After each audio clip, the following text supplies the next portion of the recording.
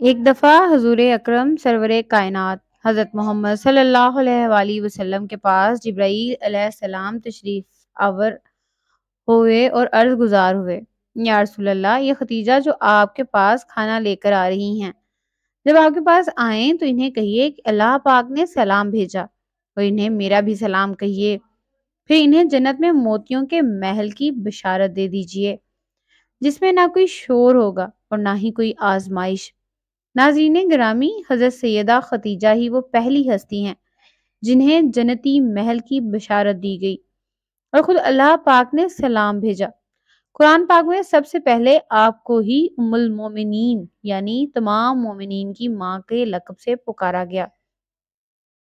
آپ نے سب سے پہلے حضور اکرم صلی اللہ علیہ وآلہ وسلم کی تصدیق کی۔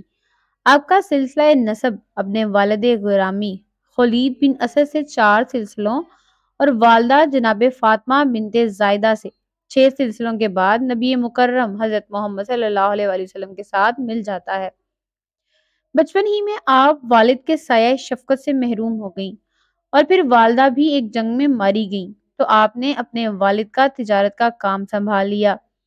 حضرت علی رضی اللہ تعالیٰ عنہ سے روایت ہے کہ حضور نبی کریم صلی اللہ علیہ وآلہ وسلم نے فرمایا، اپنے زمانے کی سب سے بہترین عورت مریم ہے، اور اسی طرح اپنے زمانے کی سب سے بہترین عورت حضرت خدیجہ ہیں۔ یہ حدیث متفق عالیہ ہے۔ حضرت عبداللہ بن عباس رضی اللہ تعالیٰ عنہم فرماتے ہیں کہ ایک دفعہ حضور نبی کریم صلی اللہ علیہ وآلہ وسلم نے زمین پر 4 خطوط کھینچے اور دریافت فرمایا، کیا تم جانتے ہو کہ یہ کیا ہے؟ صحابہ اکرام رضی اللہ تعالیٰ عنہم نے عرض کیا کہ اللہ اور اس کا رسول صلی اللہ علیہ وآلہ وسلم ہی بہتر جانتے ہیں۔ آپ صلی اللہ علیہ وآلہ وسلم نے فرمایا کہ یہ جنت کی بہترین عورتیں ہیں، جو کہ حضرت خدیجہ بنت خولید، حضرت فاطمہ بنت محمد، آسیہ بنت مزہم جو کہ فرعون کی بیوی ہے، اور حضرت مریم بنت عمران علیہ السلام ہیں۔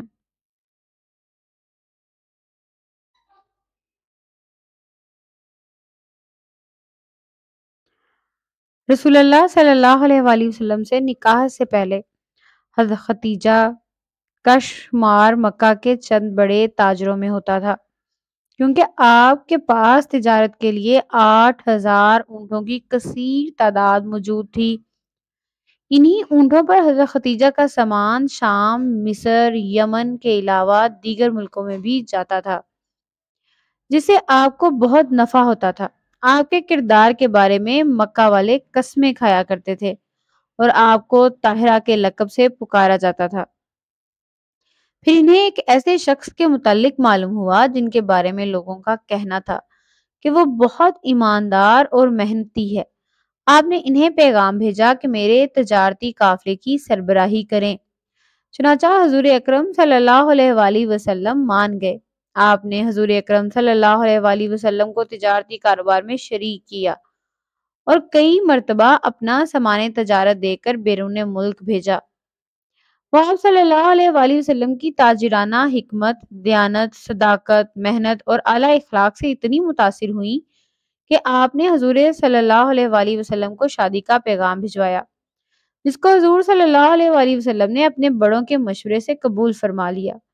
حضرت ختیجہ سے شادی کے بعد پیغمبر اسلام کو اپنے مقصد کے لیے زبردست استحکام اور معاشی مدد ملی۔ وہ ایک کثرت ازواج والا معاشرہ تھا۔ اس زمانے میں زیادہ تر مردوں کی کئی بیویاں ہوا کرتی تھیں، لیکن جب تک حضرت ختیجہ زندہ رہیں پیغمبر اسلام نے دوسری شادی نہیں کی۔ جب حضور اکرم سرور کائنات حضرت محمد صلی اللہ علیہ وآلہ وسلم نے تبلیغ شروع کی تو آپ کو زبردست مخالفت کا سامنا کرنا پڑا۔ اس موقع پر جس طرح حضرت ختیجہ نے اپنی حمایت اور تحفظ حضور اکرم صلی اللہ علیہ وآلہ وسلم کو فراہم کیا، اس کی مثال نہیں ملتی۔ 10 سال تک حضرت ختیجہ نے اپنے خاندانی تعلقات اور اپنی دولت کے ذریعے اپنے شوہر کی بھرپور مدد کی۔ حضرت عائشہ بیان فرماتی ہیں کہ حضور نبی کریم صلی اللہ علیہ وآلہ وسلم جب کبھی بھی حضرت ختیجہ کا ذکر فرماتے تو ان کی خوب تعریف فرماتے۔ آپ فرماتی ہیں کہ ایک دن میں غصے میں آ گئی اور میں نے کہا کہ آپ سرخ رخساروں والی کا تذکرہ بہت زیادہ کرتے ہیں، حالانکہ اللہ تبارک تعالیٰ نے اس سے بہتر عورت اس کا نعم البدل کے طور پر آپ کو عطا فرمائی ہے۔ آپ صلی اللہ علیہ وآلہ وسلم نے فرمایا، اللہ تعالیٰ نے مجھے اس سے بہتر بدل عطا نہیں فرمایا۔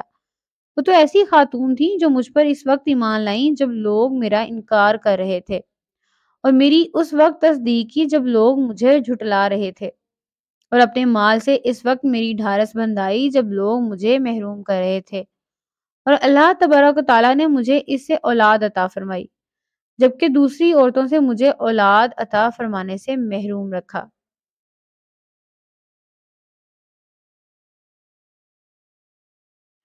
10 رمضان المبارک ام المومنین سیدہ خدیجہ سلام اللہ علیہ کا یوم وفات ہے۔ حضرت خدیجہ حضور صلی اللہ علیہ وآلہ وسلم کی پہلی زوجہ محترمہ تھی۔ حضور صلی اللہ علیہ وآلہ وسلم کی حضرت خدیجہ کے ساتھ محبت کا یہ عالم تھا کہ ان کی زندگی کے دوران حضور نے دوسرا کوئی نکاح نہیں فرمایا۔ حضرت خدیجہ رضی اللہ تعالیٰ عنہا کے ساتھ حضور کو بے پناہ محبت تھی، لیکن کیا آپ کے علم میں ہے کہ حضرت خدیجہ کی نماز جنازہ نہیں پڑھائی گئی تھی؟ آئیے اب آپ کو بتاتے ہیں کہ حضرت خدیجہ کا جنازہ نہیں پڑھایا گیا۔ حضرت خدیجہ کا نکاح کے بعد 25 برس تک حیات رہیں، اور پھر 10 رمضان ہجرت سے 3 سال قبل آپ نے انتقال فرمایا۔ چنانچہ نماز جنازہ اس وقت تک شروع نہیں ہوئی تھی، اس لیے ان کا جسم مبارک اسی طرح دفن کر دیا گیا، کیونکہ اس وقت تک نماز جنازہ سمیت 5 وقت کی نمازیں بھی فرض نہیں ہوئی تھیں۔ بالکل اسی طرح رمضان کا مہینہ ہونے کے باوجود کوئی فرض روزے سے بھی نہ تھا، کیونکہ اس وقت تک روزے بھی فرض نہ ہوئے تھے۔ اسی سال رسول اللہ صلی اللہ علیہ وآلہ وسلم کے محبوب چچا جناب ابو طالب کی بھی اس دنیا سے پردہ فرما گئے، اور 2 عظیم صدموں نے حضور کو بہت غمگین کر دیا، اس لیے اس سال کو عام الحزن یعنی غم کا سال کہا جاتا ہے۔ حضرت خدیجہ رضی اللہ تعالیٰ عنہا کی وفات مدینہ کی ہجرت اور نماز فرض ہونے سے قبل اسی سال ہوئی جب حضرت ابو طالب کی وفات ہوئی۔ روایات میں ہے کہ محمد صلی اللہ علیہ وآلہ وسلم ان کی قبر میں اترے اور اپنی سب سے بڑی غمگسار کو دائمی اجل کے حوالے کر دیا۔ روایات میں ہے کہ اپنی پیاری زوجہ حضرت خدیجہ کے وصال کے بعد جب بھی نبی کریم حضرت محمد مصطفیٰ صلی اللہ علیہ وآلہ وسلم بکری ذبح کرتے تو اس کا گوشت حضرت خدیجہ کے ملنے والی عورتوں کے گھر ضرور بھیجتے تھے۔ جب کوئی آپ صلی اللہ علیہ وآلہ وسلم سے پوچھتا کہ آپ کی اب اور بھی زوجہ ازواج ہیں تو حضور اکرم صلی اللہ علیہ وآلہ وسلم جواب فرمایا کرتے، خدیجہ کی محبت مجھے عطا کی گئی ہے۔